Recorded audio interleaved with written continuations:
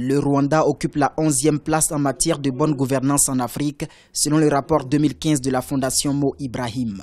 Le pays des 1000 collines est même la première puissance dans ce domaine au sein de la communauté est-africaine. L'institution a rendu public ce document le 5 octobre 2015 à Londres, en Angleterre. Le Rwanda récolte 60,7% grâce au traitement de 90 indicateurs produits par plus de 30 institutions. Les acteurs politiques se profilent en partenaires de sorte à ce que la gestion de la société soit une entreprise collective. Et voilà ce modèle consensuel qu'on peut appeler sui generis au Rwanda. Il fonctionne aussi très bien, donne ses résultats. Nous avons des élections pacifiques, nous avons des gouvernements qui sont stables, nous avons l'action gouvernementale qui implique la société, donc la participation se porte suffisamment bien et donc on est content. Le rapport 2015 de Mo Ibrahim souligne néanmoins des insuffisances au Rwanda. Il s'agit surtout des droits de l'homme et de la sécurité.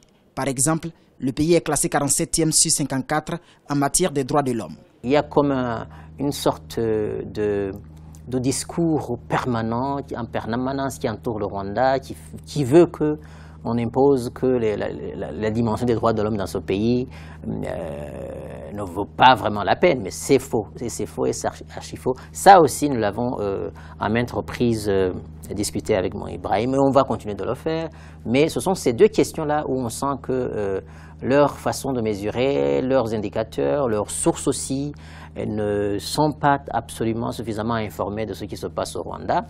Mais les chiffres, ça leur appartient, mais la réalité, elle est à nous. Selon le même rapport, l'Afrique australe est la plus performante dans la bonne gouvernance avec 58,9%, puis l'Afrique de l'Ouest avec 52,4%, l'Afrique du Nord obtient 51,2%, ensuite l'Afrique de l'Est à 44,3% et l'Afrique centrale 40,9%.